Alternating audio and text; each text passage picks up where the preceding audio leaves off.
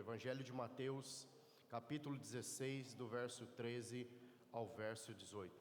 A semana passada eu falei sobre Ebenezer, até aqui nos ajudou o Senhor, e naquela mensagem eu procurei construir que a pedra que Moisés pega ali, que Samuel pega ali quando está com o povo que está na iminência de ser atacado pelos filisteus, né? Essa pedra, ela representava uma base de fundamento que Samuel percebeu quando ele toma aquela pedra. Não foi simplesmente uma ação involuntária de escolher qualquer pedra ali, mas ele estava a profetizar algo. Então, ou seja, aquela pedra era uma base, um fundamento que não poderia ser negligenciado. Também a gente entende por meio daquela frase, Ebenezer, até aqui o Senhor nos ajudou, aquela pedra representava um ambiente de adoração, e também percebemos que aquela pedra tinha um nome, e o nome era Jesus. Então construir toda essa perspectiva da palavra Ebenezer, que não é uma frase de efeito que nós crentes devemos declarar. Ebenezer, até aqui nos ajudou o Senhor, como tantas outras frases que muitas vezes nós sabemos de cor, mas não temos a revelação nem daquilo que nós estamos a falar. A gente muitas vezes começa a falar certas palavras, como defendi no outro culto, que às vezes nós estamos a dizê-las, nós estamos a comunicá-las, até a liberá-las, mas efetivamente a gente não tem uma revelação muito clara do quão elas são importantes, fundamentais e poderosas para alterar alguma estação das nossas vidas. E eu quero continuar falando sobre o nome de Jesus, mas eu quero, na verdade, aqui mostrar alguns vieses de como o nome de Jesus é importante dentro da construção do Evangelho de Mateus, capítulo 16, do 3 ao 18, que é uma conversa que o Senhor Jesus tem com os seus discípulos. E eu quero mostrar para você como o nosso Cristo, através desse conceito, daquilo que Samuel percebeu e profetizou ali em Mispa e Sem, e que revela uma verdade poderosa para os dias atuais. Através dessa conversa também, o Senhor Jesus está a revelar algo agora para os seus discípulos, está a perceber algo que foi anunciado lá atrás, foi anunciado nas Escrituras desde a antiguidade, e que agora nós devemos olhar para isso e perceber, nós precisamos andar debaixo dessa revelação, andar debaixo dessas verdades, porque essas verdades nos levarão a um lugar de libertação, como diz a palavra, e conhecereis a verdade vos libertará. Mas vamos lá. Amados, diz assim o Evangelho de Mateus, capítulo 16, se você puder acompanhar comigo, a partir do verso 13, diz assim: Indo Jesus para os lados de Cesareia de Filipe, perguntou aos seus discípulos: Quem dizes o povo ser o Filho do Homem? E eles responderam: Uns dizem João Batista, outros Elias, e outros Jeremias ou algum dos profetas. Mas vós, continuou ele, quem dizeis que eu sou? Respondendo Simão Pedro disse: Tu és o Cristo, o Filho do Deus vivo. Então Jesus lhe afirmou: Bem-aventurado és, Simão Barjonas, porque não foi carne e sangue que te revelaram, mas meu Pai que está nos céus. Também eu te digo que tu és Pedro, e sobre esta pedra edificarei a minha igreja, e as portas do inferno não prevalecerão contra ela. Vamos orar mais uma vez? Pai, obrigado por essa manhã, obrigado pela graça, pela presença do Senhor, mas obrigado pelo Espírito Santo. E a tua palavra trata a pessoa do Espírito Santo como o Espírito da verdade. E dentro das suas atribuições e papéis e tarefas na edificação das nossas vidas, a palavra do Senhor vai dizer que o Espírito Santo do Senhor nos conduzirá a toda a verdade. Vai conduzir toda a verdade, a entrar num lugar de profunda revelação e entendimento das suas Escrituras, e de o quanto isso tem o poder de transformar as nossas vidas, transformar as nossas perspectivas, transformar as estações das quais nós estamos a viver, Senhor, que é fruto, ó Deus, de uma ação poderosa da tua palavra. Por isso nos dê revelação nessa manhã e entendimento, Pai, nós oramos em nome de Jesus. Queridos, quando nós olhamos para a palavra, nós temos que discernir aqui um ambiente. O ambiente onde Jesus traz essas duas perguntas. O ambiente aqui em que eles se encontram, a palavra do Senhor diz que é Cesareia de Filipe. O que é Cesareia de Filipe? Que lugar é este? O que isso representa? Porque Jesus escolheu, amados, eu não sei se você, quando está a ler a sua Bíblia, se você simplesmente lê correndo para obter informação, né? Ou se você, quando está com a sua Bíblia, você lê ela tentando perceber o que está por detrás daquilo que está sendo dito, o que está por detrás, ou qual é o ambiente pela qual aquilo está sendo dito. Mas quando eu olho para as Escrituras, e eu percebo que Jesus intencionalmente escolhe fazer essas perguntas para os discípulos. Ele escolhe Cesareia de Filipe para tratar sobre esse tema. Por quê? Cesareia de Filipe era um centro de idolatria, era um lugar de culto ao deus Pan e outros deuses. Ou seja, havia ali uma confusão espiritual, uma confusão a respeito de fé, de crenças. Era um ambiente múltiplos de verdades, na verdade não dá nem para dizer que era um ambiente de múltiplas noções espirituais, mas não havia uma centralidade em uma única pessoa, não havia o reconhecimento de uma única pessoa, não havia o reconhecimento, o entendimento de uma única pessoa. E quando Jesus faz essa pergunta aos seus discípulos, ele faz essa pergunta num cenário de confusão espiritual, de falsas revelações. Então ele se volta para os discípulos e ele faz a questão de perguntar, porque em Cesareia de Filipe é um lugar de confusão espiritual e um lugar de falsas revelações. Ele pergunta assim: o que o povo dizem? O que eles dizem a meu respeito? O que eles dizem que eu sou?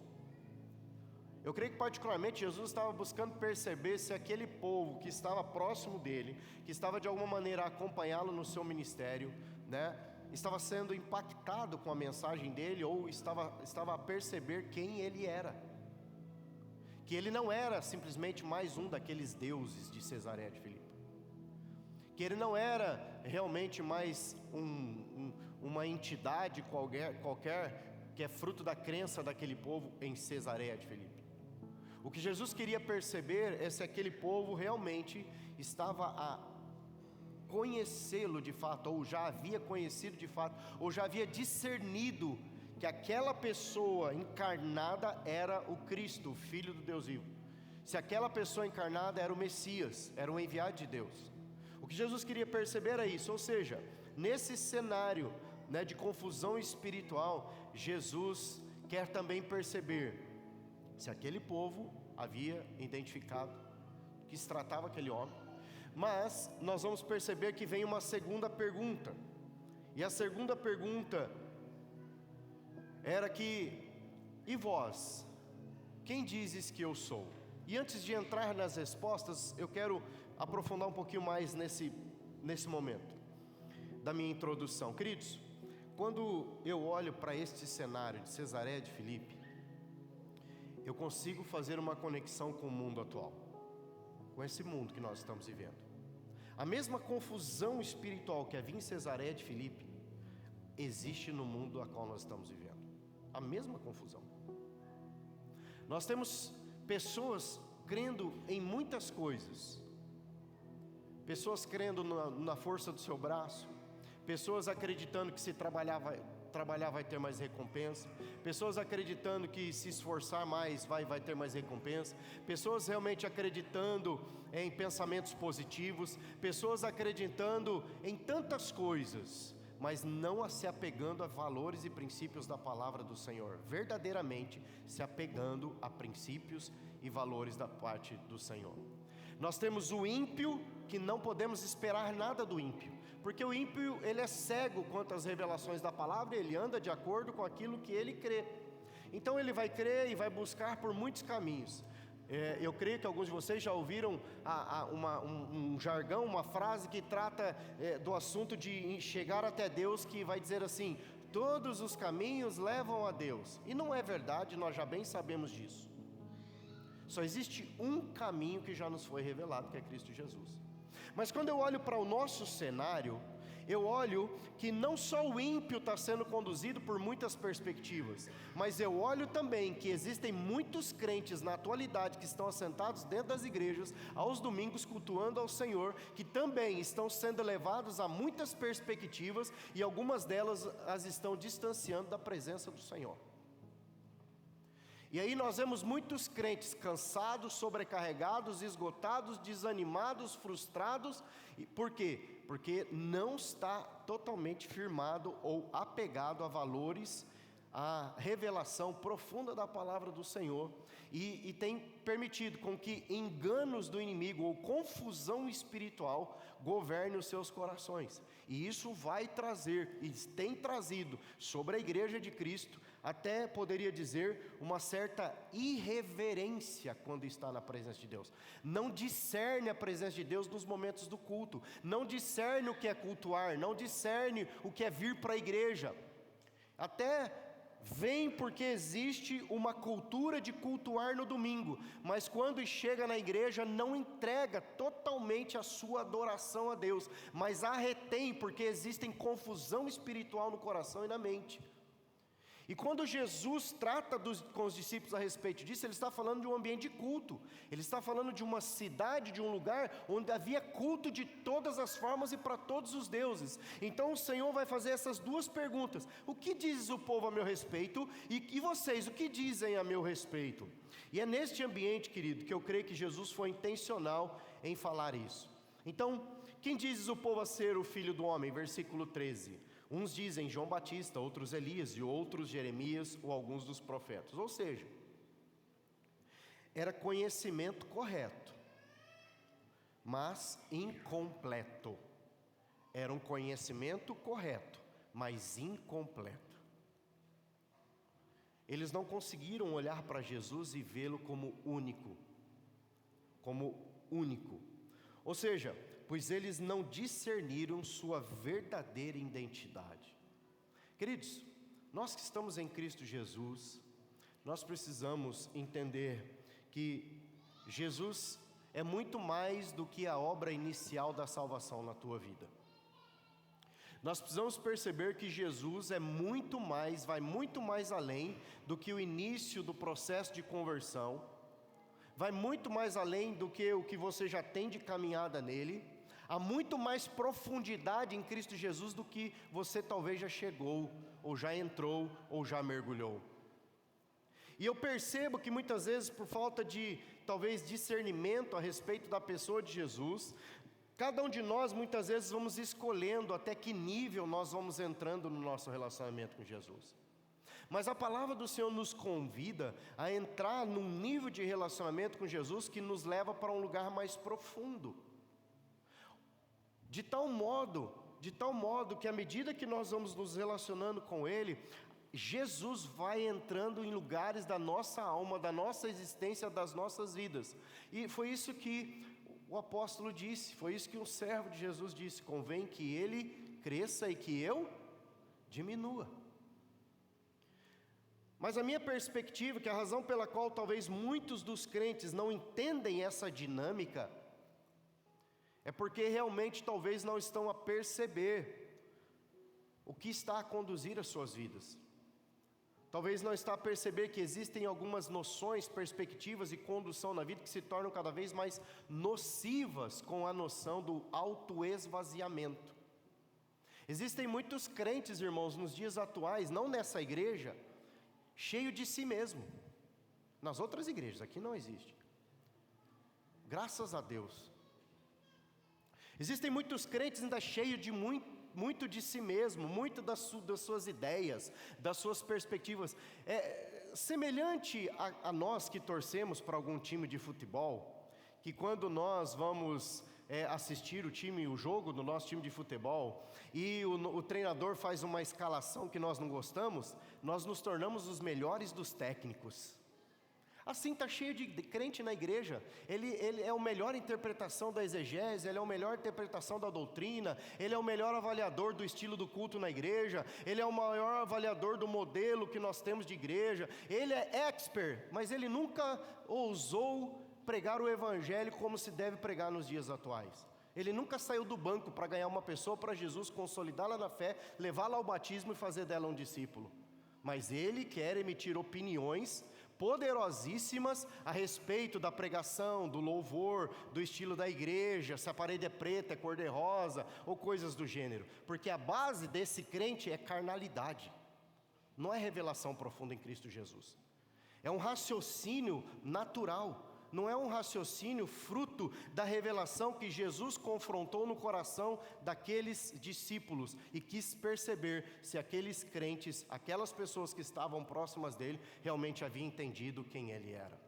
Amados, é sobre isso que eu quero falar nessa manhã. Quem pensas que eu sou?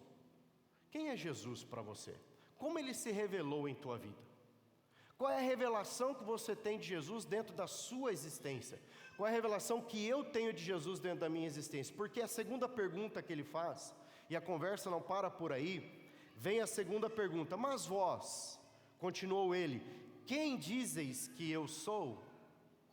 Note, queridos, há uma mudança na conversa de Jesus, há uma transição na conversa de Jesus aqui. A transição é, a primeira pergunta: quem dizes que o que eles dizem a respeito do Filho do Homem? E depois, quem dizes que eu sou?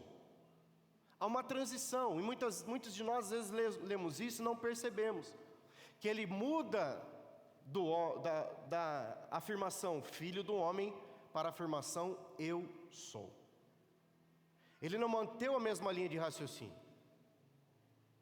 Quem eu sou para vocês? Quem eles dizem que é o Filho do Homem? Há uma ruptura que nós devemos entender. Quando ele fala que dizem eles a respeito do Filho do Homem, ele está falando da pessoa comum. Ele não está falando do discípulo. Ele está falando do conhecimento geral e coletivo. Quando ele fala quem dizes que eu sou, ele está falando de discípulo que tem relacionamento. Ele não está falando só de um cumprimento profético, ou de um apontamento profético, como aquele que nós vemos em Daniel. Daniel, ele fala em profecia, anunciando a vinda do Cristo, ele diz: e o Filho do Homem virá nas alturas, e será revelado, ele será cheio de glória. Sim, ele é o Filho do Homem, que se fez carne, João capítulo 1, versículo 1. O que Jesus estava dizendo agora para aqueles discípulos é: vocês me veem só com uma profecia, ou vocês me veem com um cumprimento literal dessa profecia? O Cristo, o Messias, está na terra e se fez homem, esvaziando-se de si mesmo para se revelar e ser o Emanuel, o Deus conosco. Quem eu sou para vocês? Pedro logo diz: tu és o Cristo, o Filho do Deus vivo. Quem é Cristo? Nós vamos encontrar essa referência do Cristo falando sobre essa identidade. Em Lucas capítulo 4, versículo 18, ele fala que assim: o Espírito do Senhor está sobre mim pelo que me ungiu. O que é Cristo? O ungido. E como consequência, o Messias, o enviado, aquele que viria para salvar. Ou seja, aqui é uma transição, queridos. E nós precisamos olhar para as Escrituras e perceber que Jesus intencionalmente está a fazer uma transição de Filho do Homem para o eu sou. Eu sou. E o que Jesus está invocando? Ele está invocando aquilo que foi dito pelo Senhor lá no Êxodo a Moisés. Se eu vou até eles, o que eu vou dizer? Quem é que está a me enviar? O Senhor diz para ele: o eu sou o que sou, o eu sou, estou a lhe enviar. É o que basta. Então, queridos, quando nós olhamos para isso, a perspectiva que nós temos que ter aqui é que essa pergunta ou essa transição, ela nos revela algo muito importante. Ou seja, toda revelação, ela é fundamentada em relacionamento. Se o teu relacionamento com Cristo Jesus, ele é constante, ele é perene, ele vai se revelar cada vez mais para você. O que Jesus queria perceber aqui, ele queria avaliar, é se havia algum tipo de confusão espiritual no entendimento dos discípulos, como que havia em Cesareia de Filipe. Ou seja, Jesus ele está conduzindo eles de um título profético compreensível, de uma verdade bíblica anunciada, para uma revelação de identidade divina. Está falando assim, ó: ei, eu sou o Cristo, aquele que viria. Eu quero perceber se vocês me veem como um acontecimento profético e compreensível, ou se vocês conseguem me enxergar com base numa revelação relacional. Poderia chamar isso de revelacional, a junção das duas coisas. Que relacionamento que vocês têm comigo? Um relacionamento revelacional?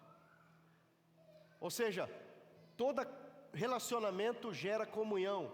Se existe revelação no relacionamento que nós temos, é porque vocês têm comunhão comigo. É muito importante nós percebermos, ou seja, Jesus não estava testando o conhecimento daqueles discípulos. Ele estava estabelecendo, queridos, uma revelação como fundamento de relacionamento com Ele. Eu acredito, queridos, que as fraquezas das nossas vidas, muitas vezes, os medos que nós carregamos, as frustrações que nós carregamos, é falta de relacionamento com Jesus. Pastor, defina relacionamento. Vida de oração. Quanto tempo você gasta orando na presença de Deus todos os dias? Mas a gente come 3 vezes ao dia, né? Quantos aqui comem 3 vezes ao dia? Alguns, depende, né? Tem uns que não conseguem, né? Mas o normal do ser humano é comer 3 vezes ao dia. Um café da manhã, um almoço e janta, não é? Tá certo? Tem alguns irmãos que comem até 5 vezes. Mas o básico, o natural das nossas vidas é comer de manhã, de tarde e de noite. Pelo menos seria isso. Vamos dizer que seria saudável, para manter o corpinho sempre alinhado, né, Jailson? Na dietinha, eu falo Jailson que ele é minha inspiração. Um dia eu vou ficar igual ele, fininho assim, ó. Saudável. Nós estamos acostumados a viver certos padrões na nossa vida natural. Mas quando falamos do relacionamento com Jesus, nós não estabelecemos padrão. Nós não temos o mesmo padrão de relacionamento com Jesus muitas vezes. Porque nós realmente achamos que não é necessário. Mas quando o dia mal vem, aí a gente ainda quer culpar porque Ele não está fazendo nada por nós. Aí a gente quer ousar dizer para Ele assim: o Senhor não está vendo o que eu estou a passar? Se eu fosse Deus, eu responderia assim: eu estou a ver o que você está a passar. O que eu não lhe vejo é de manhã comigo em oração. O que eu não vejo é você de tarde comigo em oração. O que eu não vejo é você à noite comigo em oração. O que eu não vejo é você lendo a minha palavra para que você não caia em tentação. Isso é relacionamento. Relacionamento traz revelação. Quando o dia mal chegar, você vai dizer: Ebenezer, até aqui o Senhor me ajudou. Se Ele me ajudou aquele dia, Ele vai de novo me ajudar. Relacionamento é memória. Relacionamento é memória. Por exemplo, eu estou casado 28 anos com a minha esposa. No meu relacionamento com ela, eu carrego memórias, momentos importantes do nosso relacionamento. E porque eu carrego memórias e momentos importantes do meu relacionamento com a minha esposa, eu sei até onde eu posso ir em algumas questões com ela. Porque se eu exceder, pega. São memórias boas, de parceria, amizade, cumplicidade, doação, suporte. Mas também existem as memórias das conversas mais avivadas. Porque o crente não briga, né, irmão? Pega essa aqui, casal. O crente não briga, ele tem uma conversa avivada. Muda toda a perspectiva. O crente não briga, ele tem uma conversa mais avivada, mais, acalorada. Mas, nos meus 28 anos, existiram conversas mais avivadas com a minha esposa. Sempre ela comigo, eu não sei porquê, né? Que a gente é tão bonzinho, né? Mas brincadeiras à parte, isso é memória. E ela também sabe que isso é memória. Que se ela extrapolar algum limite, dá ruim. Que se eu extrapolar algum limite, dá ruim. Relacionamento é memória. Relacionamento gera revelação. Você sabe até onde você pode ir ou não. Você sabe até onde você pode confiar ou não nos relacionamentos com pessoas. Por exemplo, se você tem relacionamento com algumas pessoas, e talvez alguma dessas pessoas em algum momento na sua vida feriu você, te traiu, te enganou, é certo que porque você se relacionou com essa pessoa, você desenvolveu essa memória da dor, do sofrimento, do engano, da mentira. Você vai voltar lá a se relacionar com ela? Vai ou não? Quem gosta de ser masoquista aqui? Você não vai voltar, irmão. Por quê? Porque essa pessoa, ela não foi verdadeira com você. Ou seja, ela se revelou para você como ela é de fato. Ela se revelou como realmente ela é no coração. E ela disse que iria ser um amigo, um parceiro, um ajudador, um colaborador, mas em algum momento ela virou as costas para você. Então isso se tornou uma revelação de fato, de quem aquela pessoa é. O que Jesus está a trabalhar com os discípulos é justamente isso. Quem dizes que eu sou? Quem eu sou para vocês? É lógico que quando Pedro, ele diz assim, tu és o Cristo, o Filho de Deus, e o que ele está a fazer? Ele está aqui a confessar o que o apóstolo Paulo escreve em Romanos 10:10, porque com o coração se crê para a justiça, e com a boca se confessa para a salvação. Agora perceba, é muito poderoso isso, quando ele confessa isso, no Evangelho de Mateus, no verso 17, então Jesus já logo emenda, então Jesus lhes afirmou, bem-aventurado é Simão Barjonas, porque não foi carne e sangue que tu revelaram, mas meu Pai que estás no céu. Ou seja, quando Pedro reconhece que ele era o Cristo, o Filho de Deus vivo, não era base de conhecimento. Tem muita gente no mundo que conhece o nome de Jesus, mas não conhece Jesus. Conhecer o nome de Jesus não é o mesmo que conhecer a Jesus. Faz sentido? Tem muita gente no mundo, confusão espiritual. Eu conheço Jesus, eu conheço Deus. Conhecer intelectualmente não é o mesmo que conhecer relacionalmente, porque relacionamento se revela no interior. O mesmo Cristo que disse assim, tu és o Filho de Deus, o Cristo, o Filho de Deus, é o mesmo Pedro que mostrou insegurança relacional quando o traiu 3 vezes. Não é verdade? Não é verdade? Mas ele amava Jesus, ele amava. Mas quando ele trai, ele trai porque ele não amava, ou ele trai porque realmente ele teve medo? Aí a gente pode avaliar isso de muitas maneiras, mas o fato é que o Senhor vai buscar ele na praia, porque Jesus conhecia o coração dele. Jesus sabia o que havia dentro do coração de Pedro. Jesus sabia que o motivo pelo qual fez com que Pedro se comportasse daquela maneira não tinha a ver com o fato dele não ter um relacionamento com Jesus e de fato não reconhecê-lo quem ele é. Tinha a ver com a sua própria humanidade, com a sua condição. Então ele foge, na verdade, porque ele ficou envergonhado. Ele foge porque, na verdade, ele se sentiu uma fraude. Ele foge porque, na verdade, ele não conseguiu sustentar aquilo que ele havia declarado a Cristo em Cesareia de Filipe. Ele se vê como uma fraude. Mas Cristo Jesus vai lá buscá-lo e vai tratar com ele. Talvez ele não tenha dito isso, nós vamos especular isso aqui. Talvez Jesus tenha falado ou não. Tu não é uma fraude, Pedro. Tu és meu discípulo. Eu sei que tu me amas. Eu sei que você me ama, Pedro. Eu sei que você tem um relacionamento profundo comigo. Eu sei que você não me conhece intelectualmente. Você conhece no seu coração. Você conhece na sua alma. Você me conhece no seu espírito. Então, vamos voltar, Pedro. Vamos refazer o caminho. Vamos voltar e vamos viver. E vamos cumprir. Vamos fazer aquilo pelo qual eu te chamei. Eu não desisti de você. Isso é lindo em Cristo Jesus. Ele não desistiu. Não desiste nem de mim nem de você. Mas o Senhor espera que, se nós estivermos talvez um pouco distante dele, ou querendo ir para distante dele, seja por motivo for, que nós possamos ouvir a voz dele para voltar. É sobre isso que eu quero falar nessa manhã também, queridos. Ou seja,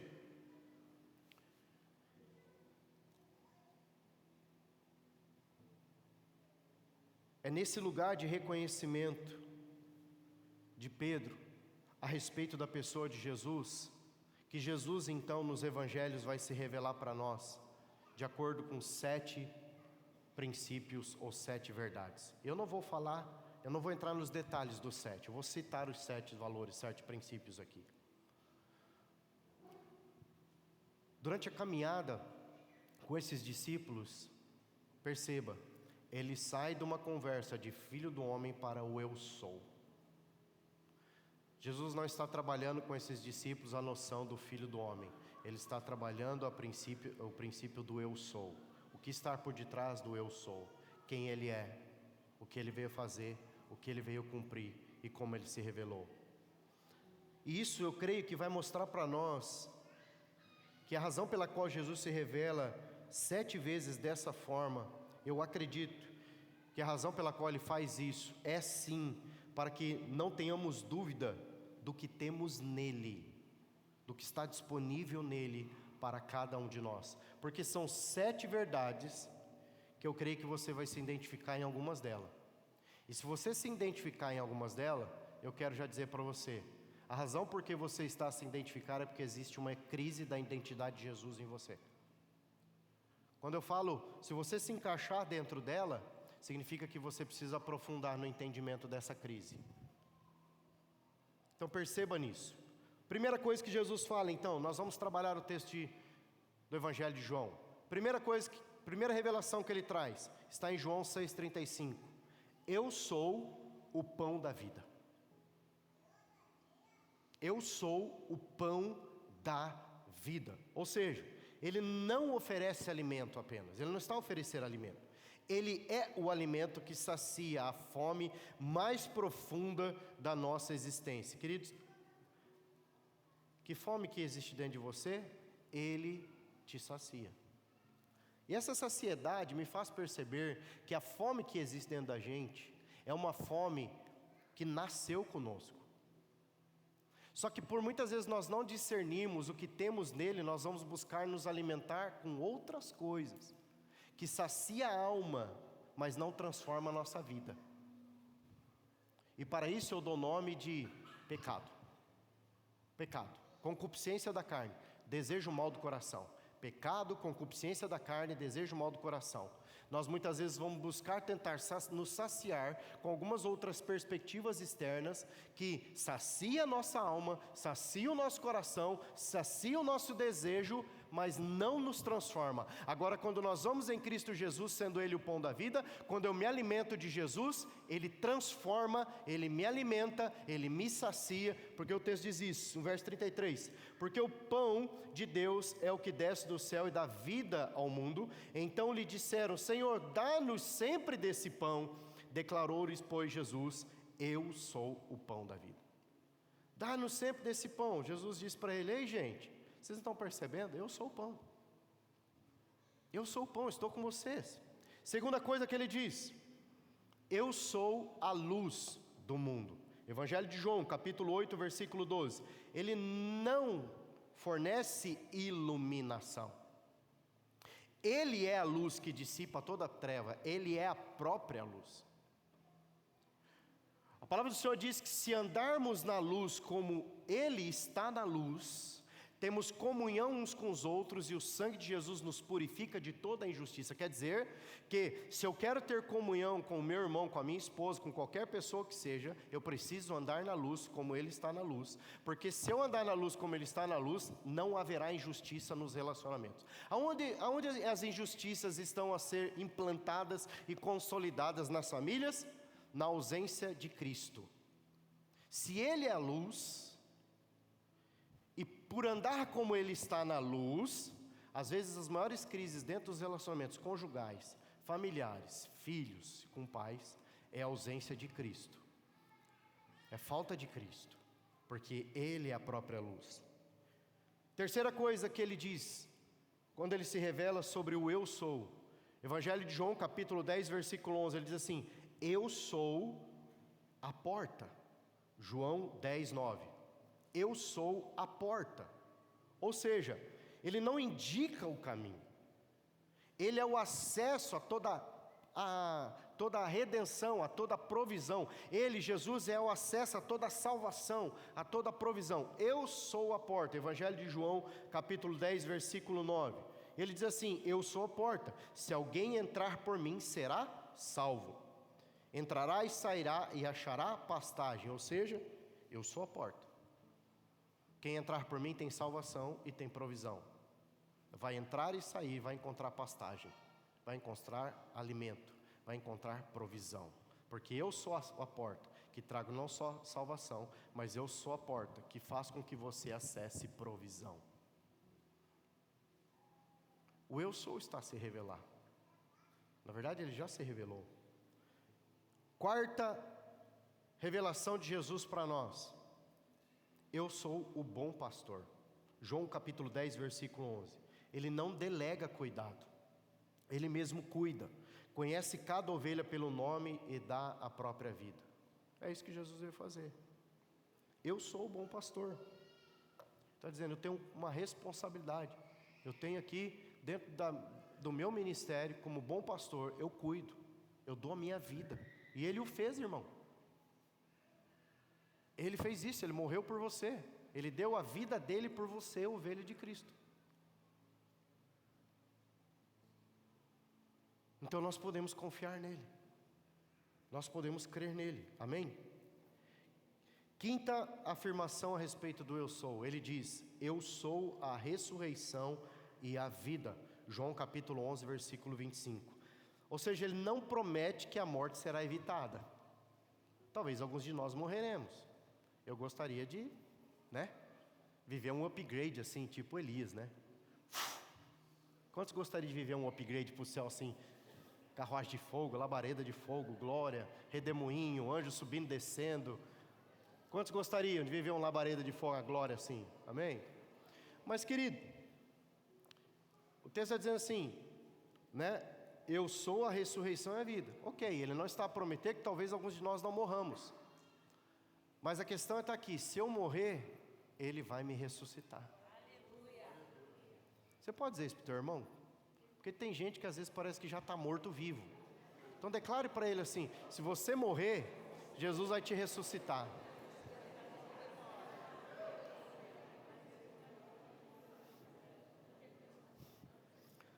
Amém? Chacoalha ele, vive, irmão.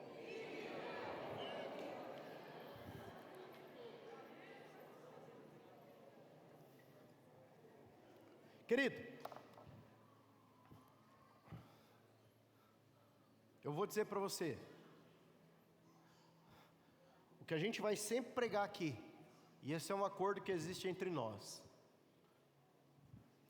É um acordo quando eu falo entre nós, eu e minha esposa, os diáconos dessa casa, os próximos pastores dessa casa, os outros diáconos que serão levantados. O nosso acordo é, nós vamos pregar a palavra. Nós não vamos ficar inventando figurinha aqui não, para ficar agradando ninguém. Nós vamos pregar o Evangelho. Nós não vamos ficar falando de prosperidade, ainda que a Bíblia diz sobre prosperidade. Quando formos falar de prosperidade, nós vamos falar de fundamentos bíblicos que nos levam à prosperidade. De verdades bíblicas que nos fazem prosperar. Porque o problema não está onde nós moramos. O problema está em não perceber e entender princípios. Prosperidade não acontece quando nós não praticamos princípios. O que eu quero dizer com isso? O que eu estou trazendo para o seu coração é Bíblia, irmão. Sabe, eu preciso te dizer uma coisa. Quando Moisés sobe para diante do Senhor no monte de Deus, ele sobe como um líder daquele povo. Mas quando aquele povo, e o povo sabia que ele ia subir para ouvir de Deus, quando aquele povo percebe, depois que Moisés sobe, os trovões, os relâmpagos, a fumaça, a glória de Deus naquele ambiente, eles tiveram medo. Mas Deus queria se revelar e falar com aquele povo. E porque eles tiveram medo, eles falaram assim, Moisés, vai tu. Sabe o que nós devemos entender aqui? Eu quero trazer aqui um equilíbrio nisso que eu quero falar para o seu coração. É que no nosso relacionamento com Deus, só existe um mediador que é Cristo Jesus. O resto de nós, e eu na função como pastor consagrado, eu sou um facilitador para você caminhar em Cristo Jesus. Eu sou um colaborador com Jesus para pastorear seu coração. Eu sou um colaborador, um facilitador para Jesus, para te ensinar princípios e valores da palavra, como eu também recebo de quem me pastoreia.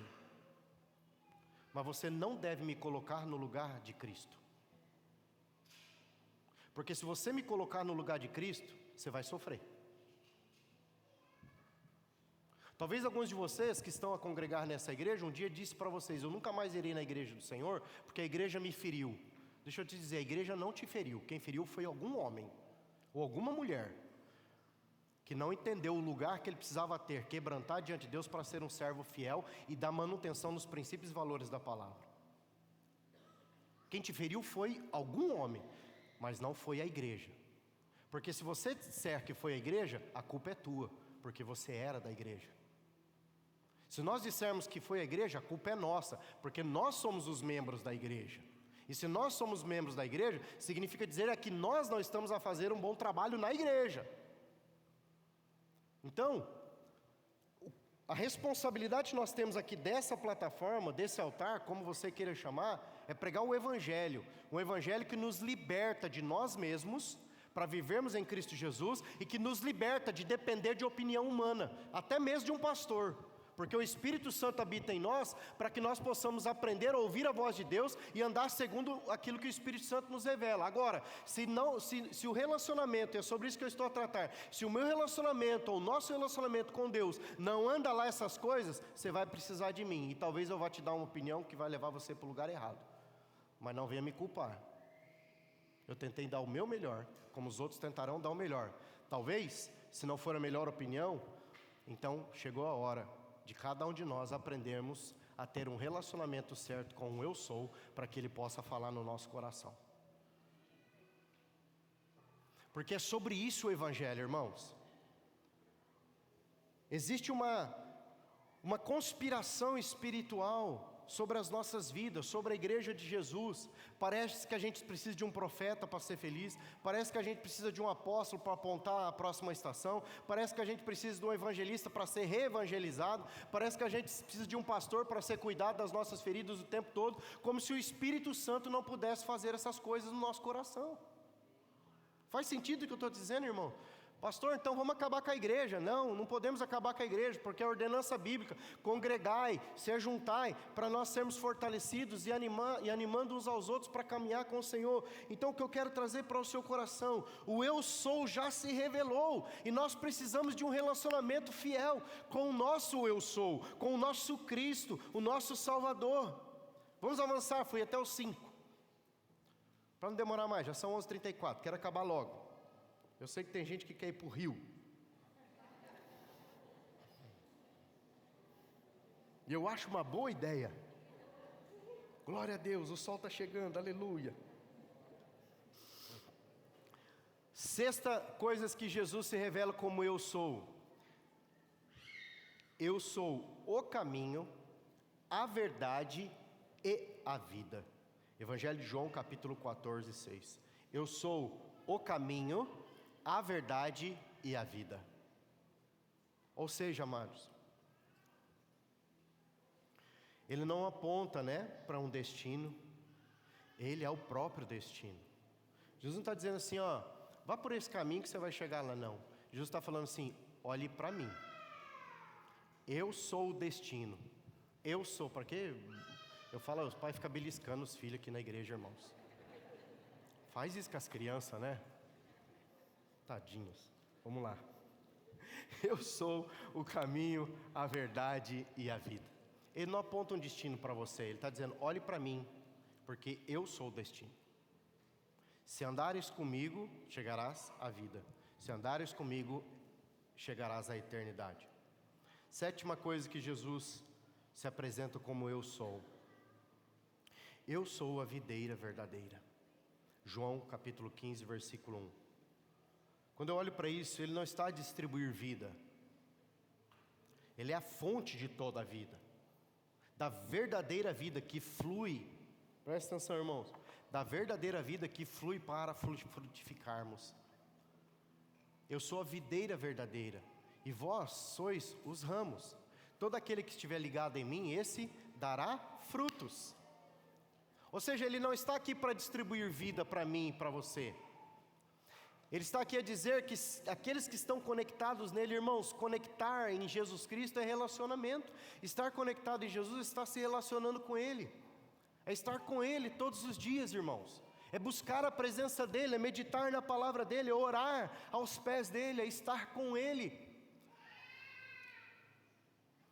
Sabe, eu não lembro se foi John Wesley, acredito que foi John Wesley, ele falando a respeito da palavra do Senhor.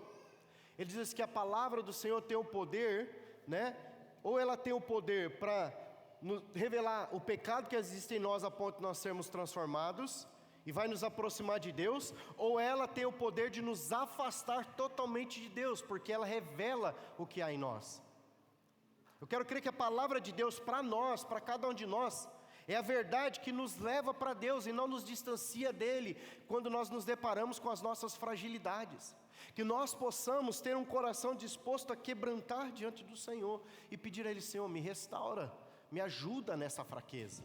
Não foi isso que aquele pai clamou para o Senhor Jesus quando precisava de uma ação de Deus na vida da filha ou do filho? Senhor, ajuda-me na minha fé. Não é isso não, vamos mudar.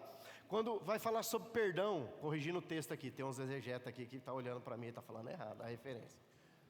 Jesus vai falar sobre 70 vezes 7. Aí Jesus fala assim, os discípulos falam para Jesus assim: então ajuda a gente na nossa fé, porque ela está pequena para perdoar 70 vezes 7. Existem fraquezas nas nossas vidas, limitações nas nossas emoções, que o Senhor as conhece todas. O Senhor conhece cada luta, cada guerra, cada frustração, cada desapontamento dos nossos corações. Mas Ele tem resposta para todos eles. Eu mostrei 7 aqui para você. Talvez você se encaixe em alguma dessas afirmações do eu sou. E se você se encaixa dentro dessa perspectiva, será que Jesus, Ele tem sido para você o pão da vida? Ou a luz do mundo? Ou a porta que te dá acesso? Ou você se sente cuidado e pastoreado por Ele? Ou você crê que haverá ressurreição, ainda que você morra, que a eternidade está garantida para você? Será que você está andando no caminho do Senhor e não andando à beira do caminho, por Ele ser o caminho, a verdade e a vida? Ou será que você está a frutificar porque você está conectado nele? Irmãos, entenda, frutificar é frutificar. Frutificar é sobre frutos de salvação, frutos de redenção, frutos, né, de tudo aquilo que em Cristo Jesus nós temos. Mas também é pregar o Evangelho, é ter bom testemunho aí fora no mundo, é dar um bom testemunho da nossa vida cristã, é não ser enganador, usurpador, mentiroso. Dar bons frutos é manifestar aquilo que Jesus tem, é não querer fazer coisas que não são aprovadas nem pela lei dos homens, e achar que Deus vai passar pano quente, que Deus vai colocar uma flanelinha, como se Ele não enxergasse as atitudes erradas, de padrões errados. Nós precisamos entender, queridos, que nós precisamos nos relacionar e parar de brincar com o Evangelho. Agora, por último, com base nisso tudo que eu disse a você, há uma conclusão em tudo isso que é inegável. Há uma conclusão que é inegável, que também se encontra no Evangelho de João capítulo 6, que Jesus precisou conversar com os discípulos. Evangelho de João capítulo 6, versículo 65 até o 68, ele diz assim: e prosseguiu: por causa disto é que vos tenho dito, ninguém poderá vir a mim, senão pelo Pai não lhe for concedido. À vista disso, muitos dos seus discípulos o abandonaram e já não andavam com ele. Então perguntou Jesus aos 12: porventura vós outros retirar-vos? Respondeu-lhe Simão Pedro: Senhor, para quem iremos? Tu tens a palavra de vida eterna. Para quem iremos? Tu tens a palavra de vida eterna. Uma conclusão inegável a respeito do eu sou. Quando Jesus se revela a eles, dentro dessas 7 verdades, no meio de tudo isso há uma conversa.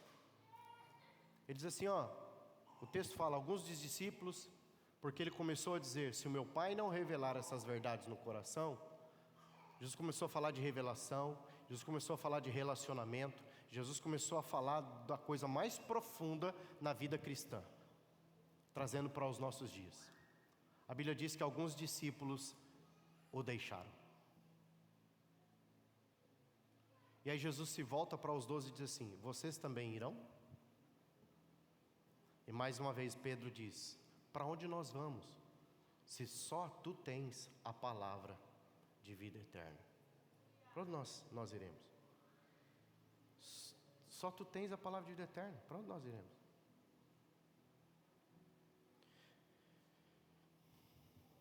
Queridos, todos nós, devemos chegar a essa mesma conclusão. Não há nada nesta terra da qual vale abraçar. Não há nada nessa terra que vale a pena nós nos apegarmos. Não há nada. Quando falamos de fé, quando falamos de salvação, de esperança, de redenção, não há nada neste mundo para você que vale a pena você guardar e abraçar apertadamente, como se não devesse soltar. Não há nada nesse mundo que vai lhe saciar, que vai lhe preencher, que vai lhe trazer alegria, felicidade e contentamento. Só Jesus é a fonte. Só Ele é o eu sou. Isso não é retórica, isso não é uma afirmação positivista. Isto é verdade nua e crua. Cristo Jesus é a única fonte. Sabe, esta fala de Pedro, só tu tens, revela que não há nenhuma outra possibilidade ou realidade e ainda verdade fora de Jesus. A grande pergunta é: para onde nós iremos? Nós vamos recorrer a quê, irmãos? Você vai recorrer a quê? E quando ele diz isso, certamente é fruto de revelação, é fruto de relacionamento. Eu acredito que Pedro estava dizendo assim: Cristo, só você tem o que nós precisamos. Cristo, só você tem o que nós precisamos. Portanto, irmãos, se revelação é fruto de relacionamento com Jesus, a pergunta que nós devemos fazer para nós mesmos é: como está o meu relacionamento com Jesus? Irmão, irmã, seja honesto com você. Como está o seu relacionamento com Jesus? Como está, querido, o seu relacionamento com Jesus? Se está bom, glória a Deus. Se você chegou num lugar de falar como Paulo, ainda que a gente seja apedrejado, não estava isso, mas eu estou ampliando aqui, é a versão ampliada. Apedrejado, xingado, esbofeteado, maldito, que as pessoas falarão mal de você, né? Apertado, com fome, com sede, nu, preso. Ainda que eu passe por todas essas coisas, elas não têm o poder de me dominarem, porque Cristo é meu Senhor, Cristo é o meu Salvador, Cristo é o meu pastor, Cristo é aquele que me guarda. Se você chegou a esse ponto, glória a Deus, mantenha-se nele, defenda isso no seu coração. Agora, se existem possibilidades de queda no seu ou no meu coração, nós devemos perguntar isso.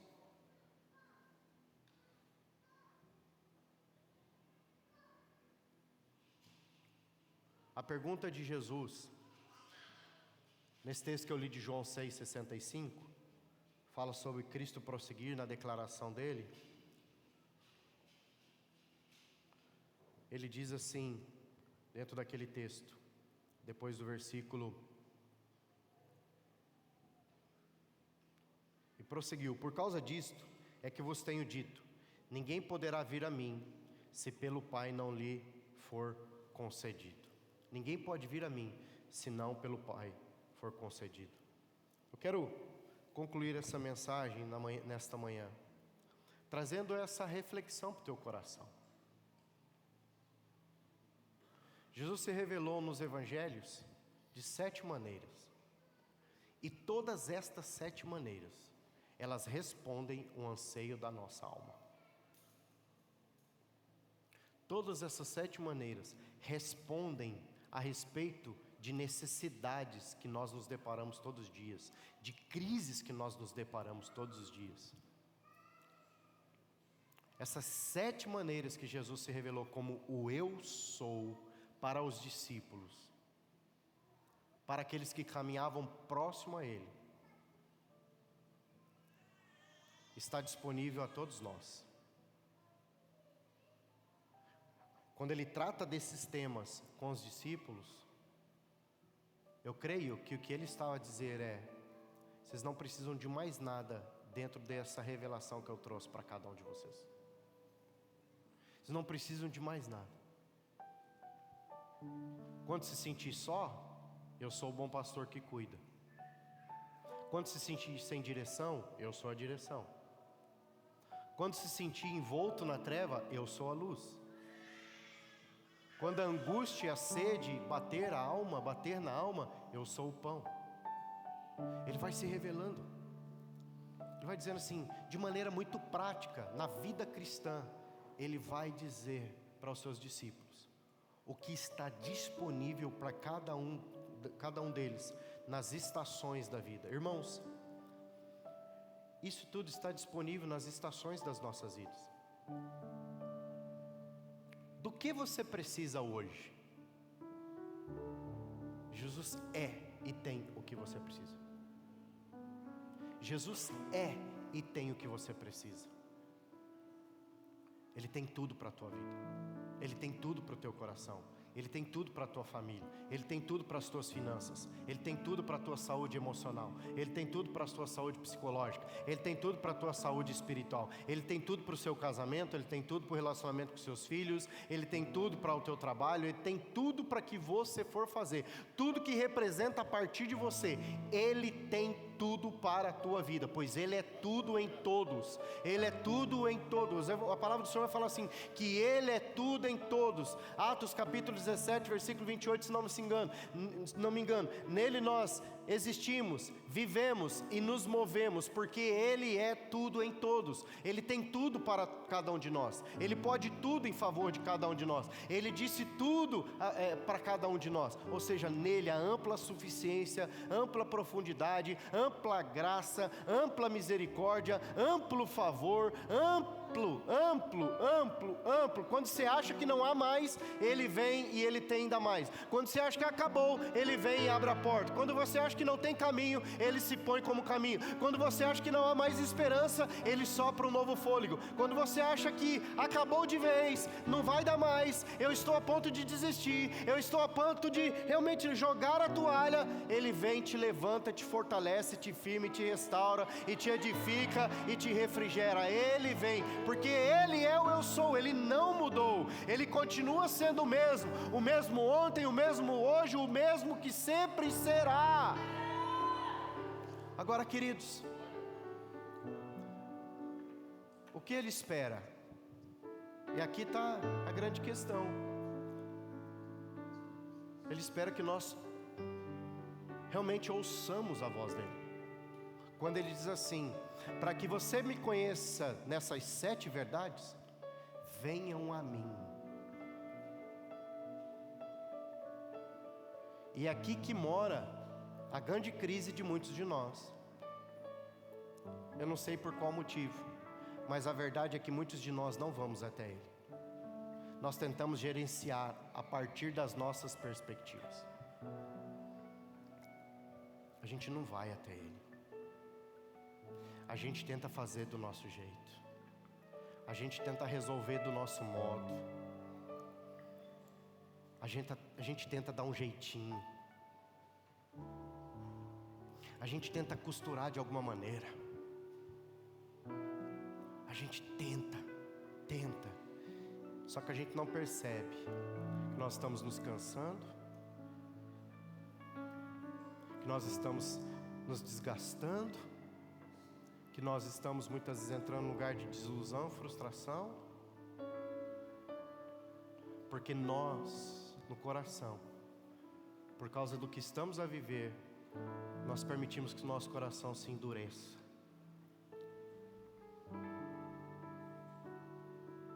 Ele diz assim, é simples a pergunta, é simples o pedido.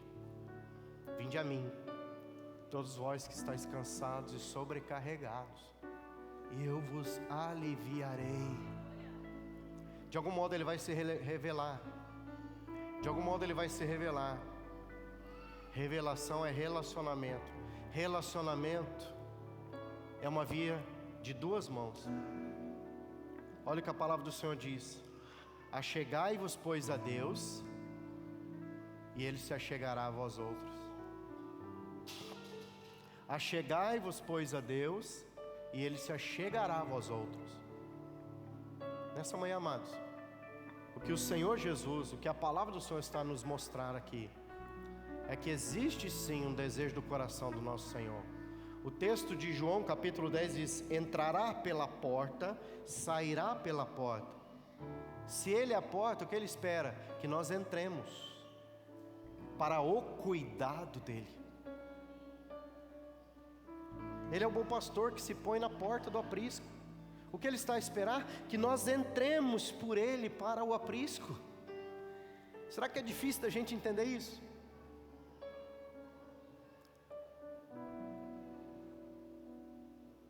Feche os seus olhos por alguns instantes, irmãos.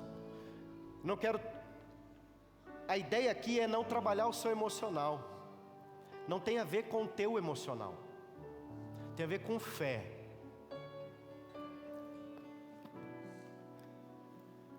Eu creio que nessa manhã o Senhor, Ele quer estabelecer nos nossos corações esse fundamento. O eu sou, o Cristo, habita no meio de nós. O eu sou, o Cristo, já se revelou. O eu sou, o Cristo, já proveu todas as coisas. O eu sou, o Cristo, tem a resposta para tudo. O eu sou, o Cristo, tem ampla suficiência para a tua vida em tudo.